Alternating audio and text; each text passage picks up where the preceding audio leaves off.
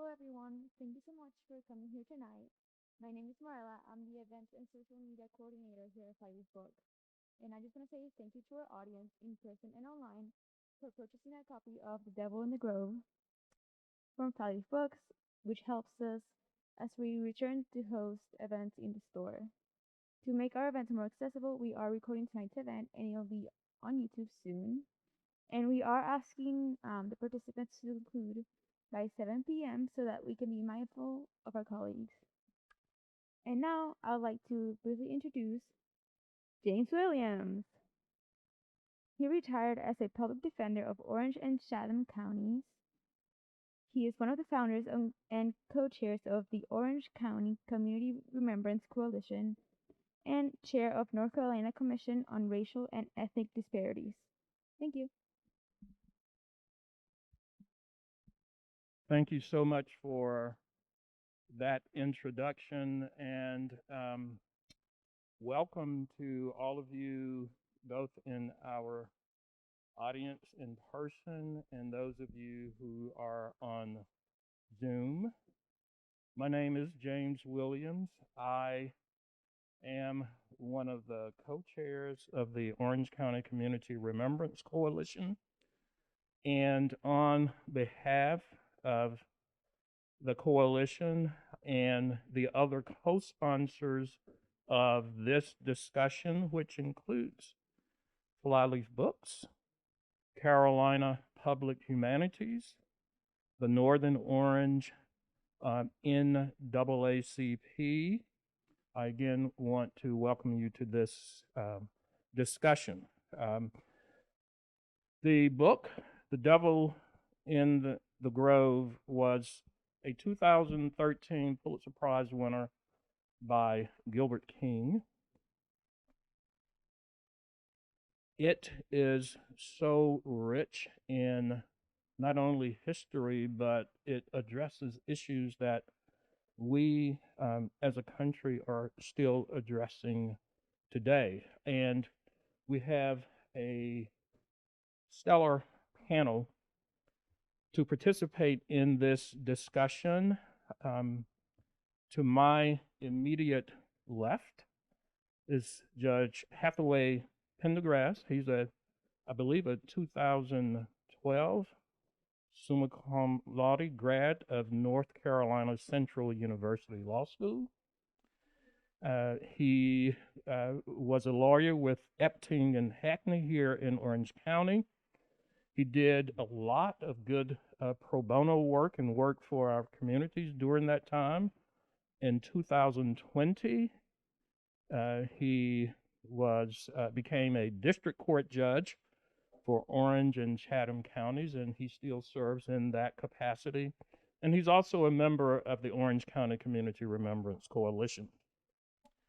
Seated in the middle is Dr. Freddy Parker, who is the Julius S. Chambers Endowed Professor of History at North Carolina Central University, where he has taught for somewhere around 40 years or so, for quite some time. I'll leave it at that. His research focuses on slavery and civil rights, among other things. He's a founder of the North Carolina Central University Public History Program. He's won numerous awards. I'll mention one, which is the UNC Board of Governors Excellence in Teaching Award. And he is a co-chair and one of the co-founders of the Orange County Community Remembrance Coalition. And seated to the far left is Dr. Debra Stroman.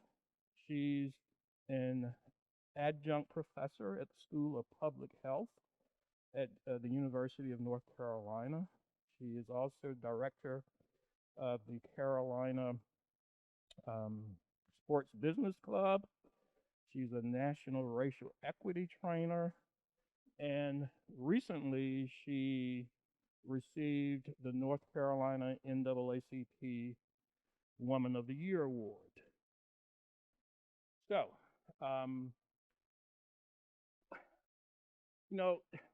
I must say, it was almost exactly 70 years ago today.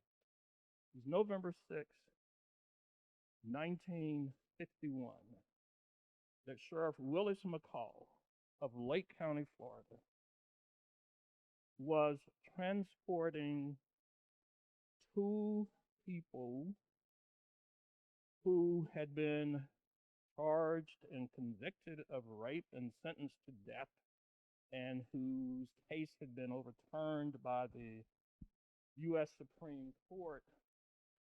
He was transporting them from the state jail prison in Rayford to the local courthouse in Tavares, I believe. That ostensibly was what he was doing. But en route, he stopped the vehicle. He had the two get out.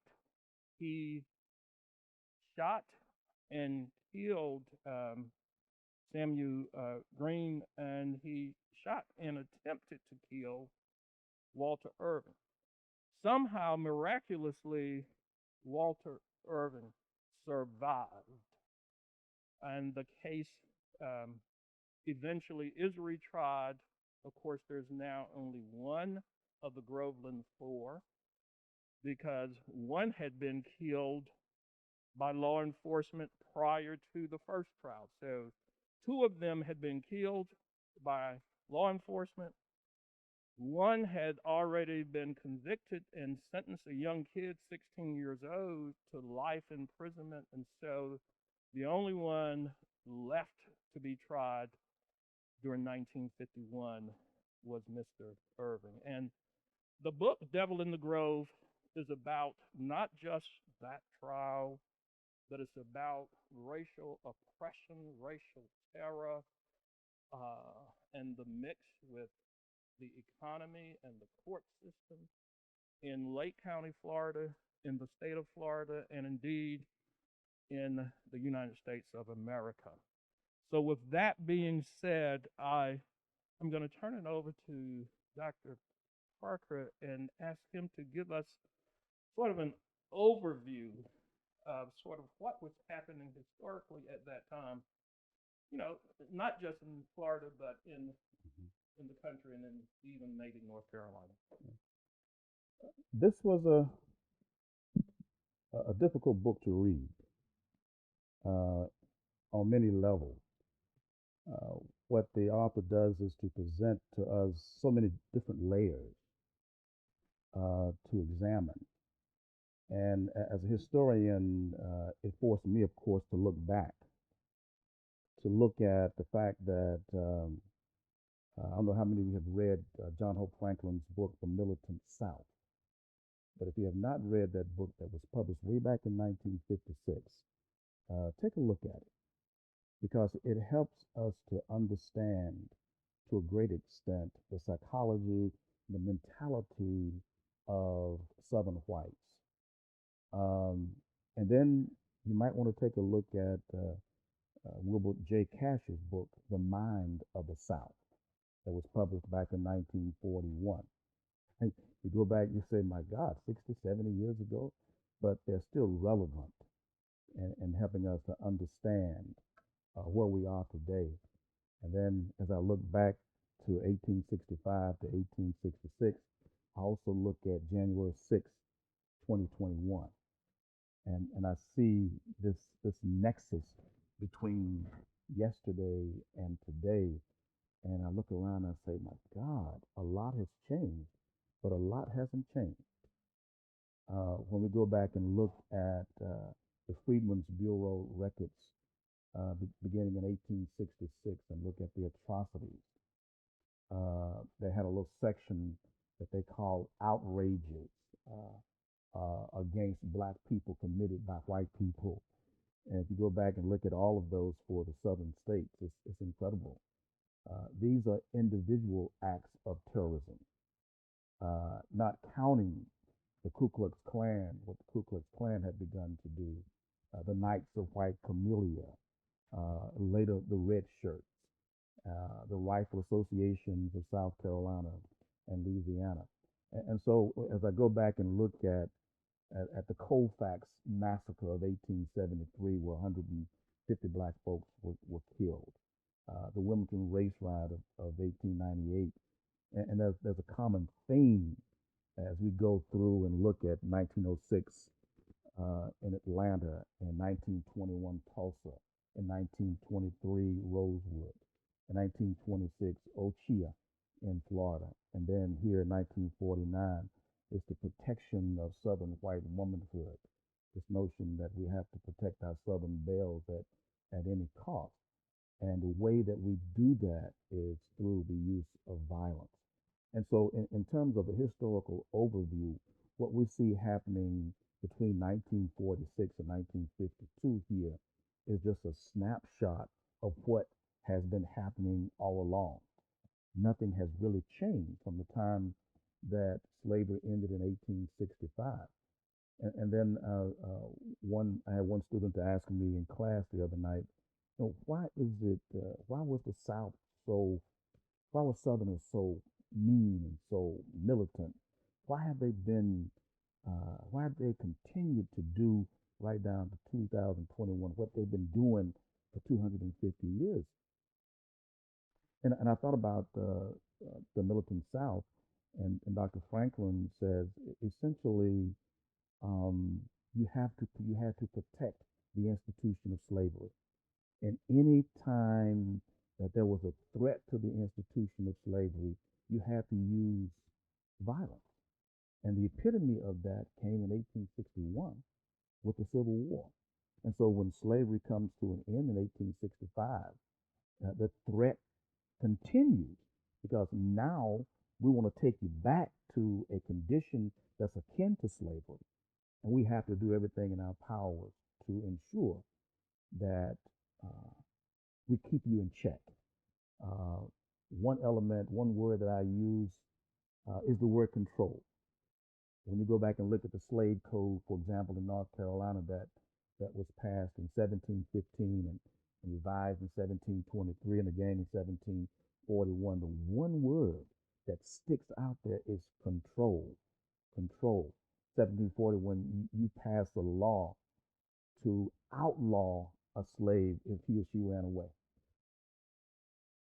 That's control. I'm going to outlaw you, which means that anyone can kill you on sight and there's no judicial reprisal whatsoever. That's control. And as we look at the various laws, the castration law passed in North Carolina in 1758 and the other laws passed, it's all about control. And so as I read through the pages of Devil in the Grove, I'm just stuck with this violence, this consistent violence that continues. I mean, when I look at January 6, 2021, that's not very different than anything that we've seen in the history of this nation. And then when we look at the state of Florida, why is it that we have not really focused in on Florida like we have Mississippi, or Alabama? Florida, my God. When you go back and look, for example, at the end of Reconstruction, what state was at the center of that compromise that we got in 1877? Surely Mississippi was involved, but Florida is right there in the thick of things. Maybe it's because I'm not sure exactly what it is. Are we trying to protect this image that Florida is this place where you go and you surf and you have a good time and everything is beautiful? You got oranges, you got tangerines, you got grapefruit, and so it's just a beautiful place. So we somehow have covered up the ugliness. More folks actually lynched in Florida during a period of 30 years or so than in Mississippi or Alabama or Louisiana. And so, I think we need to peel that orange and absolutely, open it up and show the world what Florida is. And it continues right down to the present time. The defiance by the governor that we see there, the ugliness there, the former president living there. I mean, it's just a, I don't want to say that it's a bad place, but Cesspool, indeed, right? it's a, it it's concerning in so many ways. And so, in terms of what's happening in America in the 1840s, you'll see efforts by people right here in Chapel Hill, folks over in Durham in 1942 get together and come up with a manifesto called the Durham Manifesto. And when you look at that manifesto, you see that some of the grievances that had been actually put on lists way back in the 1890s are on that list. And some of the grievances that you see on that manifesto in 1942, we still have on our lists today. And one of those was this this effort to stop police brutality. They, you know, can imagine in 1942, that was on top of the list to end police brutality in Durham, North Carolina, and North Carolina in general, and the United States. So I'll stop right there, and hopefully that gave you some idea about where Florida was in 1946, 48, 49. Thank you, Dr. Parker. You know, I purposely kind of started this out, and maybe it was a little selfish of me, with 1951 and the shooting, the murder of one of the Groveland Four and the wounding of another by the devil, which I believe is Sheriff McCall. That y'all read the book, y'all can come up with your own. But the one reason that I wanted to start with that is because 1951 is also the year of my birth.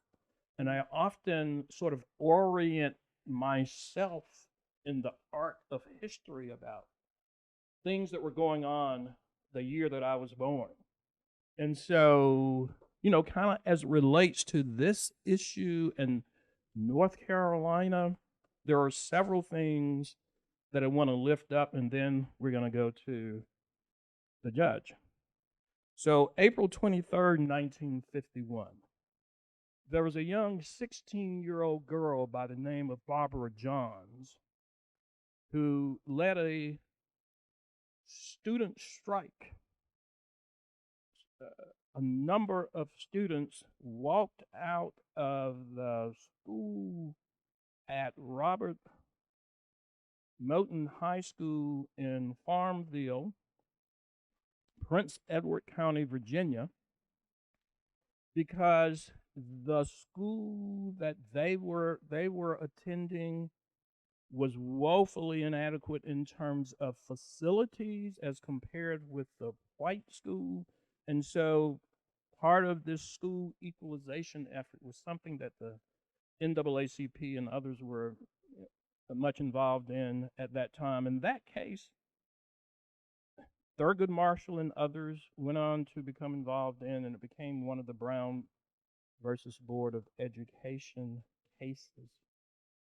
Another case situation that I'll mention, November 1951, 5 high school students led 720 of their fellow students on a walkout to protest inferior facilities at an all-black segregated high school in Kinston, North Carolina. Also in 1951, we had the first lawsuit in North Carolina, and I'm told only the second in the nation, seeking not just equalization, but actual integration of schools. And that was here again, I'm in the eastern part of the state, not Durham, not Winston-Salem, not Chapel Hill, not Charlotte, but a little town called Oriental in Pamlico County. What happened in that case, I'm told, what I've read, that The NAACP was contemplating making that case, because this was filed in federal court, one of the Brown cases, but they ended up choosing Briggs v. Elliott, which the NAACP was also involved in litigating in 1951 in South Carolina. They chose that case as opposed to the Pamela Cole County case. But guess what? Guess what Pamela Cole County did in response to that lawsuit? They settled. They said, well, we ain't quite ready to integrate the schools, but what we will do is build a new brick high school or brick school for the black students. And they did that. And one other thing that I'll mention is McKissick v. Carmichael, the case, and we may talk about that a little later, that resulted in the integration of UNC's law school. That case was argued, I believe, in March of 1951. Here again, you got people like Thurgood Marshall. So during the very time that he's involved in, and that's one reason I'm doing this, he's not just doing that case in Florida, he is all over the country. So he and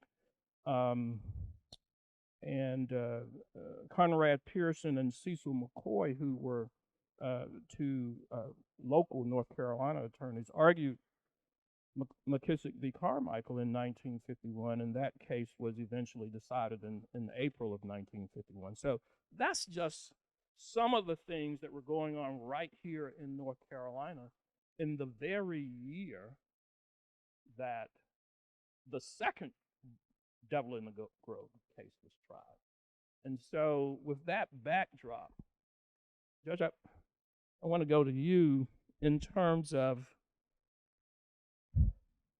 your reading of the book and some of the legal issues, either in terms of the attorneys involved, legal challenges, strategic decisions. What do you think is significant in your mind? Well, I appreciate you being asked to be on the panel. I've learned so much from. So thank you for our invitation from our former public defender to be a part of this. I think it was said twice in the book, Dr. Parker, they called Florida the South of the South, which is like it fell into this zone where people weren't paying attention. Exactly like you said, and there's a lot of highlighting in this book. If you're following along, at page 108, it actually hits on that. It says from 1882 to 1930, Florida reported more lynchings of black people, 266 than any other state.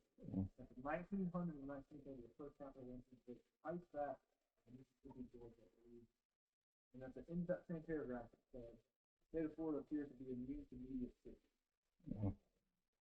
And at the same time, this is happening. That's the concept. Exactly like we talked about this. But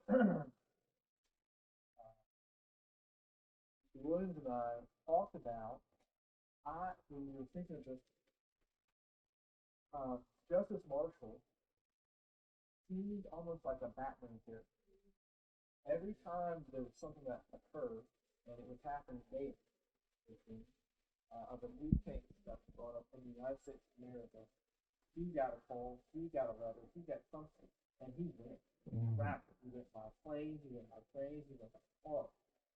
And he showed up and he brought this sense of just this superhero figure to everybody when he arrived. I highlighted this the term here, and I wrote it down as Marshall's Southern Strategy on page 123, and it was attorney Franklin Williams had. It says in the top of the paragraph, Williams was beginning to appreciate Marshall's strategy in regard to criminal cases in the South, where local law enforcement, prosecutors, judges, and juries all guaranteed that skills and justice were taken favor and white supremacy. You fought so that you lived to fight another day, whether by filing an appeal to a higher court or simply by recognizing that when all white jury hands a black criminal life sentence instead of the death penalty, you have, in a sense, won. Because the jurors believed your client to be innocent. For Marshall, the fight was never won, was never over with the jury's verdict. For him, the Supreme Court was as level a playing field as his client in the land. That was the courtroom he wanted to fight in. When you are in law school, the scariest thing you ever possibly think of is the Supreme Court of the United States of America, and this was his man's playground. Right. Yeah.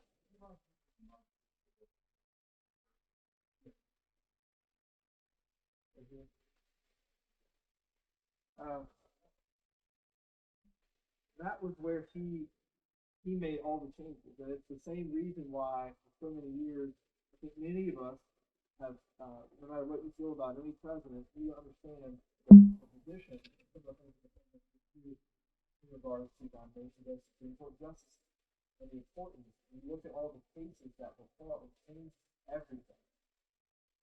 Justice Marshall, exactly as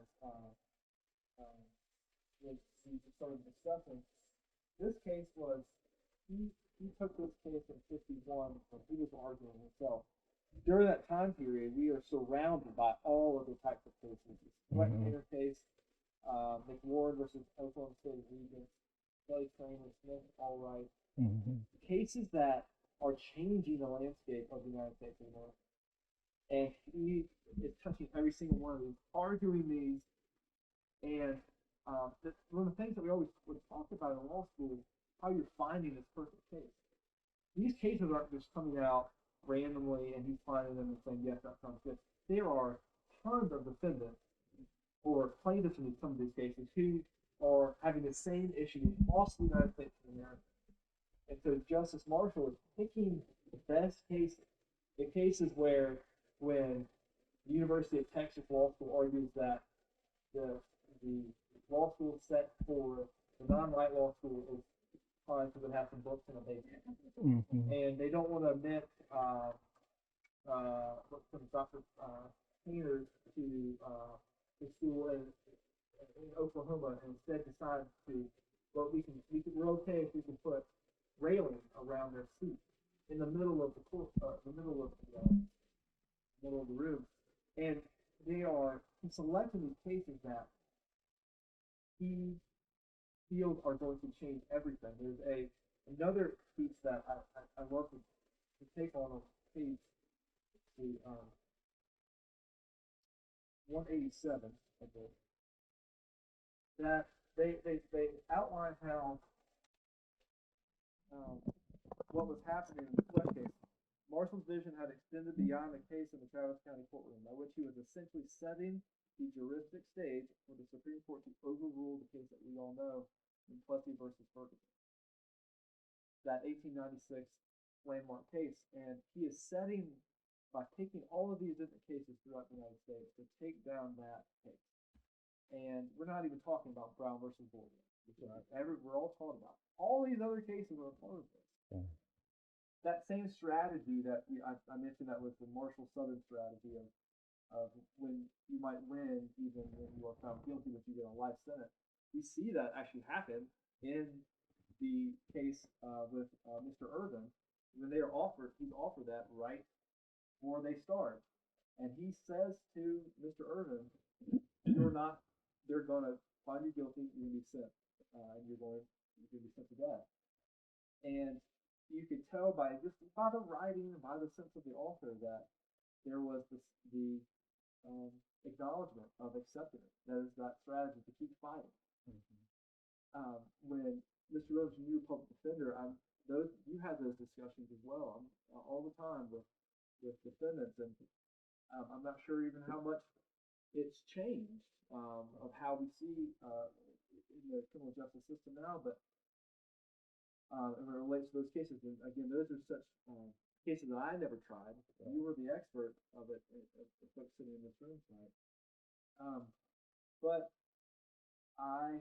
to see someone like Justice Marshall create a path for so many lawyers who want to potentially follow and decide that he is going to take down and change the entire landscape of our country through the law and through the Supreme Court is we're shooting for the stars and just achieving that goal.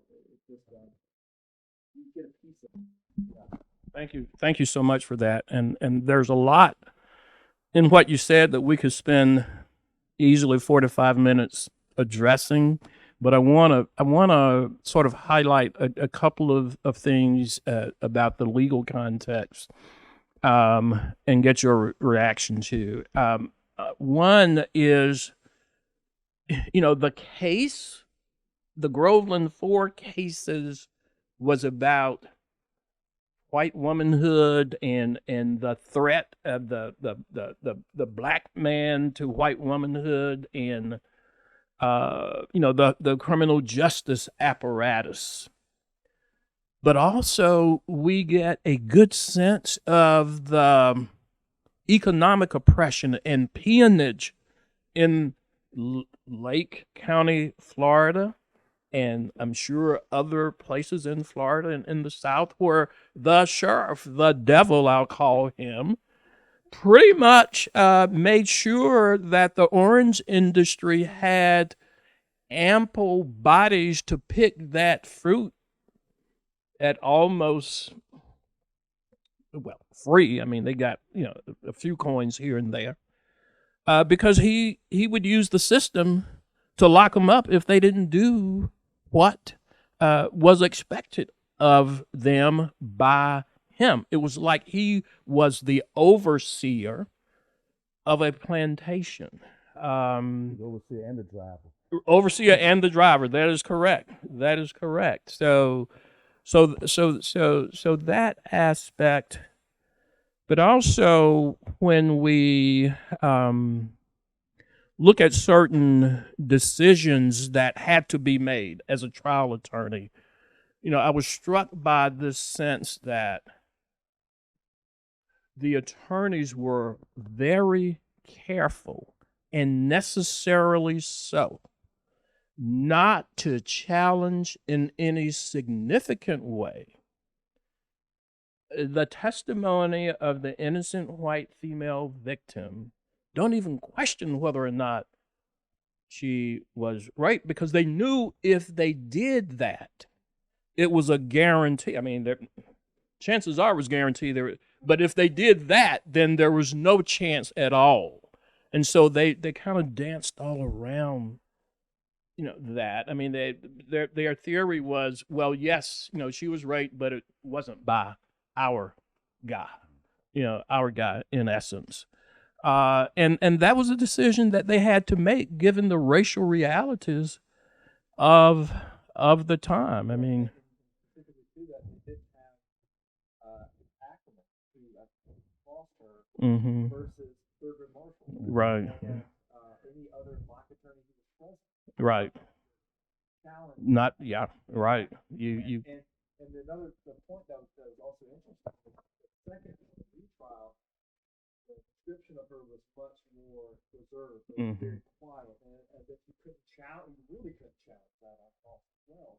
Yeah. The other thing that was interesting that they pointed out, and I was blanking on the gentleman's name, one of the witnesses, it was Howard. I know who you're talking about, the kind of handsome guy, or Yeah. Yeah. They said the second time that he had been at home and not been at home. Right. That they didn't want to challenge him for fear that if he was part of the piece that allowed Mr. Urban to be found not guilty, he would be killed. Right. Right. As well. And I was looking out for that. Yeah. And at the same time, they're trying to protect their client and jealously advocate. Right. And one piece of this we haven't even touched is how many times Thurgood Marshall could have been killed, had to flee for his life. To be able to try cases of that magnitude, knowing that you've got a target on your back, and to do it, week in and week out and year in and year out, and live to be beyond 50, not necessarily because somebody didn't kill you, but because, you didn't just work, stress yourself to death. I mean, that's almost Wait, miraculous. So, but yeah. the original trial, when they left and they chased going 90 miles an hour, and that Mhm. was so much part of the story. Mhm. They just tried one of the most important court cases of their lives with defense attorneys, Right. the group, and then to have to suffer through that. Mhm. Um, Yeah. Yeah. It's always on Justice Marshall's mind. Very clear. So I got one more thing I want to do with you before I move on to Dr. Stroman, and that is, you know, in I think it's Chapter 3, Florida, was the U.S. Supreme Court case that was decided that reversed the first trial, and I believe, and it was a per curiam unanimous decision. In other words, nobody questioned that it should be reversed. They reversed it on, if I recall correctly, the fact of racial discrimination in the grand jury selection process. But Justice Robert Jackson went on to, in his concurring opinion, to talk about the fact that this case was tried under threat of mob violence. He talked about there was some statement that he made that if you take the worst, I forget the phrase, but it's the worst example of American of the American justice system that one can come up with. What do you think he meant by that? Well, I think it's a combination of the what the media or what whether it was the sheriff McCall or whomever was feeding the media what was being put out in the In the media. media. Everybody knew what was happening, all the negativity, stuff that actually wasn't coming out in the case, and the instruction from the judge at the very beginning, essentially warning everybody in there about making noise, whatever what it would be. It seemed very clear that it was a things were set in stone. They were set. The die was cast before they even began, and it was set up as if we were just trying to go through the motions. Right. We're trying to Yeah. get through it. We're just trying to get people out of here. Just try this case. Yeah. The torture, the extreme physical violence that was inflicted upon the defendants by law enforcement. Yeah, I mean, I think there were a number of things that said, you know, you got to retry this. You got to do something different here. You got to do better than what you did first time around. So, thank you so much. And so, Dr. Stroman, so, you know, one of the things that when I look at the title of this book, it says, Devil in the Grove, Thurgood Marshall, the Groveland Boys, in the dawn of a new America. Was there a dawn of a new America? I think, first off, thank you. Thank you for the invitation, and thank you for everyone for coming out tonight. The more things change, the more things stay the same. And I think clearly when we look at, you know, what has happened in this book in the past and where we are today, I had a number of initial thoughts. The first, of course, is that it was a wonderful book, truly, truly Pulitzer worthy. I was a history major undergrad, so I really was drawn to this. But a number of things came up, a number of things. Certainly, I wanted a better outcome, but then reality sets in, and you know what the outcome is going to be. I also found a lot of parallels with what is going on today. In fact, I wrote down I think I had 20 some notes. And I said, well, we don't have that much time tonight. So I just unpacked two of them. But certainly one thing, before I even go there, is that what I found in my work, and I think what many people have come to believe, is that when you help Black people, you help everybody. When you help Black people, you help everybody. And a clear example is now that, you know, with this law, with the work that was being done, now you can't use death penalty for rape, right? So something that was specifically designed to help Black men who are being terrorized in this position, now this helps everybody. And there are a number of other examples that we can use. Also, you know, we talk quite a bit about white women. And so things were going on in my mind about vultures or victims. Vultures or victims. And throughout the history and even today, that still plays out. There are many, many white women who are just as moral and upstanding as anybody. But then there are white women who are actually being very vindictive and manipulative. And so that still plays out today. So that's something that this book really, really brought out, in my opinion. But in terms of two things, first, police and law enforcement. That's still an issue today. And there are many communities of color that won't even pick up the phone to call the police. They just don't want to go there because of this history that has been passed down, the oral history, in terms of how police were even started in this country and how people are mistreated. Now, I'd imagine that most of us in this room tonight will see police, see law enforcement, as certainly as people who will protect and serve us. But then there are many people in this country who say, no, it is about rounding people up around the economics to make money. And so we can go to Ferguson with the parking tickets. Right? That police have become a part of the economic engine for the maintenance of white supremacy. And that's the reality for many people in our country. So the police issue.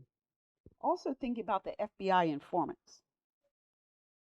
The things that they heard, the things that they observed, and at what point are you told, do you follow the rules, the regulations to say, I have to intervene because now harm is going to take place.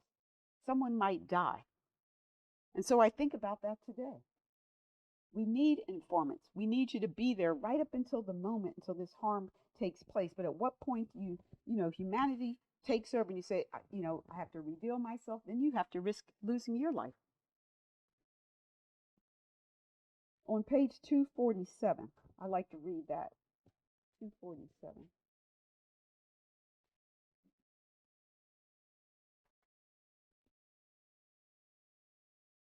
I'm thinking about Moore, this amazing giant in the NAACP who lost his life. And reading this book made me think that I want to acknowledge him more in my life, considering what he went through. But thinking about what Black people and brown people were going through back then when the police were everything. They controlled the politicians, the sheriff, controlled the religious people, controlled the business folks. I mean, everyone. And Marshall makes this comment, there isn't a threat known to men that we do not receive. They're never out from under pressure. I don't think I could take it for a week. The possibility of violent death for them and their families is something they've learned to live with, like a man learns to sleep with a sore arm. Living in a community where the police, the people that you respect and think are going to fight for you and look out for you, but it just becomes so much in your culture that you can't expect it. And he was talking about Harry Moore. Yes, right? Harry Moore, absolutely. So that is the police aspect. The second point I want to bring up is, what does it take to have justice today? And looking back at this book and the story, the facts that were brought up, it takes money, it takes a strategy, and you have to have marketing. And so in terms of the money, thinking about these attorneys who not only were fighting the cases and trying to make a difference for people, but they knew they had to use the case to a certain degree to get people to give money. That's right. And so that means you need the right people. You need salespeople, so to speak. And I think about the team, how they followed the lead of Marshall, but also they challenged him as well. But they were willing and they understood the point is we have to raise money. And if you don't have any respect for the NAACP, read this book and you will. To think about what they did during this time period, I think about the courage, and I think about today, whether you like their style or not, you think about a Ben Crump, you think about a Lee Merritt, you think about a John Burrs. Families and communities are calling them in because they can draw eyeballs. They can help to raise money for a call. And so that is today. And then I think about white people. Now, I'm not one who uses the word ally. I believe in our country, we tend to think of an ally as somebody who stands behind you or beside you. We need white people to lead. Now, I know ally is a very popular word, so I won't throw that out, but I use ally hyphen leader. We need ally leaders. We need white people to lead their tribe. We need white people to speak to other white people.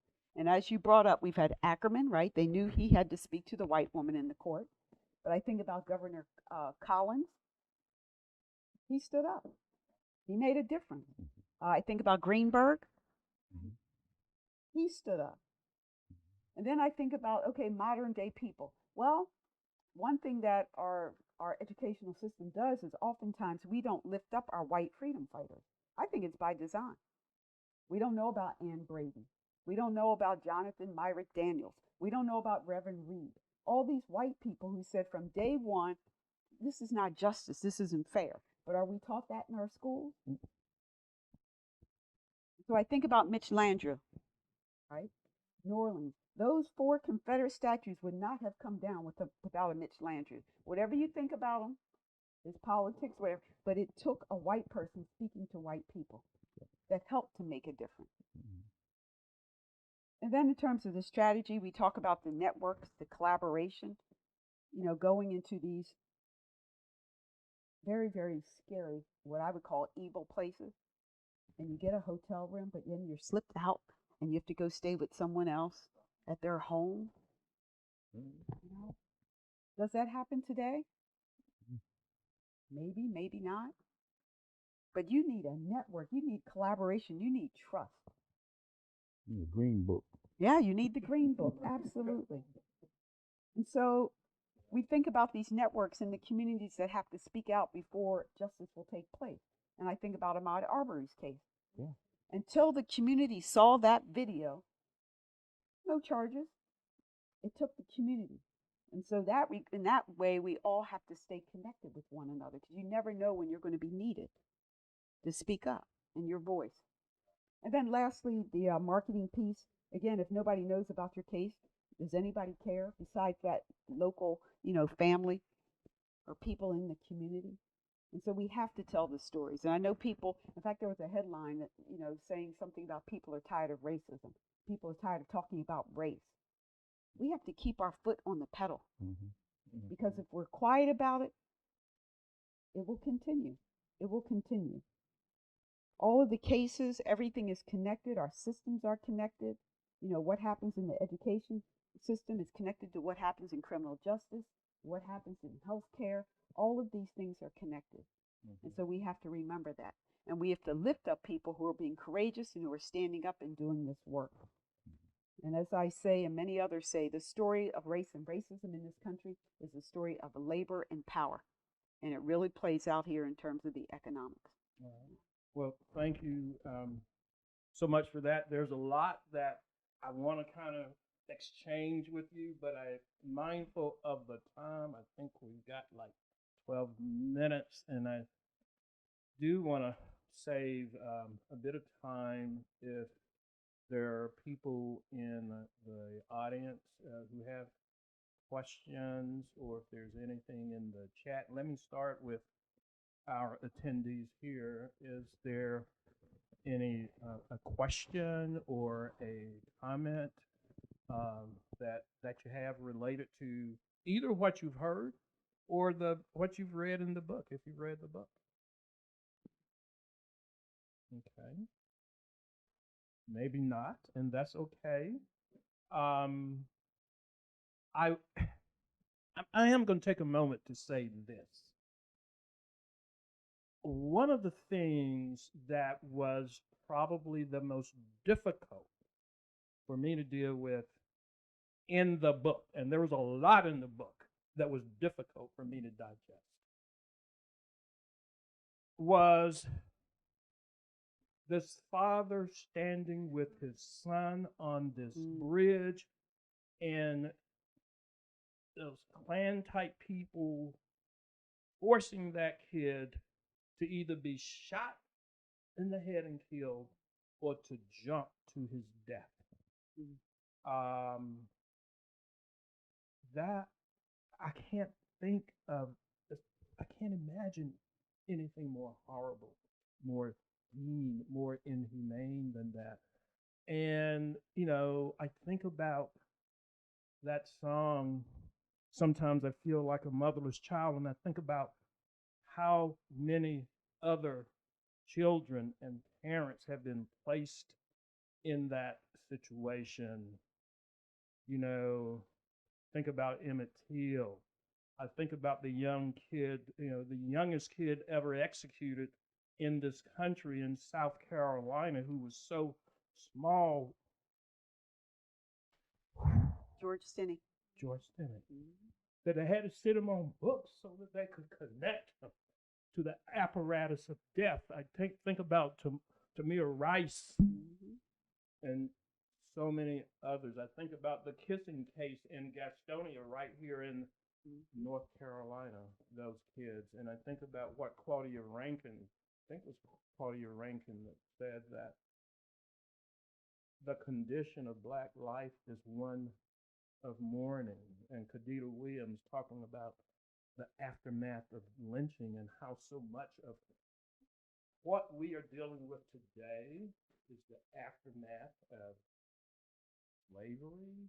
And as Brian Stevenson so eloquently said, slavery didn't end, it just evolved. And so we're dealing with modern day manifestations of that system. So, in a house, yes. Thank you all so much for your work and your effort to keep these stories alive for the Orange County Coalition. I didn't know much about Thurgood Marshall, and it was really a wonderful opportunity to learn more about what I thought was the human factor more than anything. Right, Because right. we've all read about and know such brilliant legal eagles in our life, but it seemed to be that human factor that really he was just a folk among folks, you know, and I think that's such a gift. But his comment that out of all the lynching photos he had seen, the one that bothered him most was the one of the little white kids, angelic faces smiling. Yeah, exactly. That teaching the next generation Exactly. about this. And so it makes the question. I work in the tourism field, and we don't really tell the truth a lot when we tour. We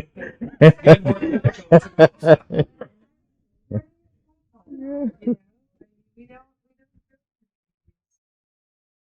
big estates and then more fields and whatnot and say, oh, here's that. And I just wonder, are we passing that myth along, or? Yeah. Well, yes, we are. I think there are some facilities that are making an intentional effort to do it differently. You know, I think maybe, one close by. I mean, I think Stagville in Durham. I think the Whitney Plantation in Louisiana, and there's several others. You know, Clint Smith's book, How the Word is Passed, I think would be a good book if you want to, think about that. But I think most of them are still doing it the old-fashioned way. I mean, people going to get married to the daggone plantation where people were enslaved. I mean, what's romantic about that? But go figure. I guess it is to some folk. I don't know if I answered your question or not. I don't know if anybody else wants to. We have not been telling the truth for a very, very long Right. time. Not only about a plantation, but in general. Right. We don't tell the truth about American history. We lie. We, my God, when I was in high school in Hillsborough, we had a teacher who was fired because she allowed her students, or she mandated that her students read Eldridge Cleaver's Soul on Ice. She was fired. In addition to reading that book, they had to read Claude Brown's Man Child in the Promised Land. She was fired.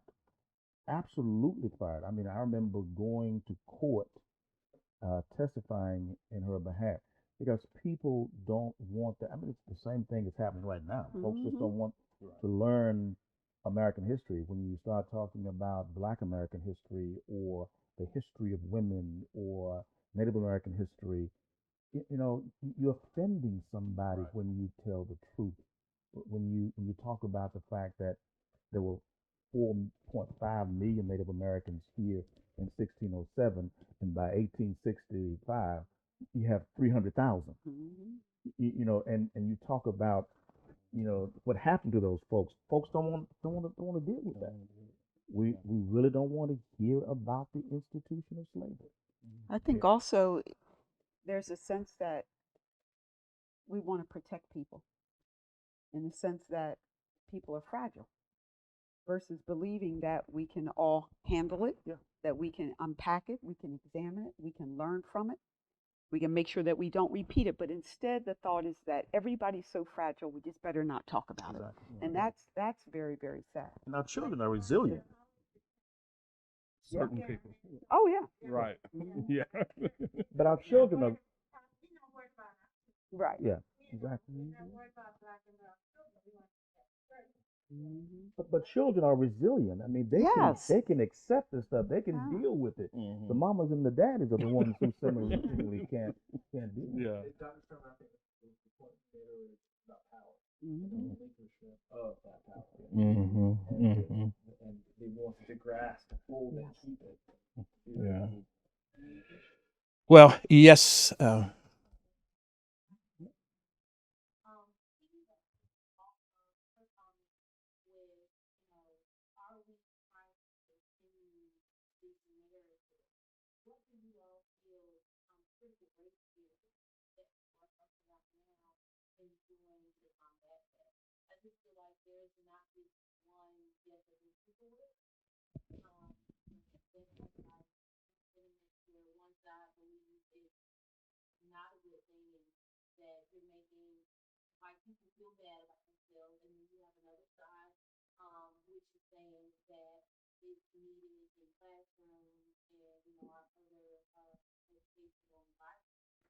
This is our expert right here. Well, I do teach it. I do believe in the framework. There is no doubt that it has been co-opted, just like defund the police, just like Black Lives Matter. So we have to be careful to understand what it means, so that when you're in conversation with other people, you can stand on your truth. But it's just been hijacked completely.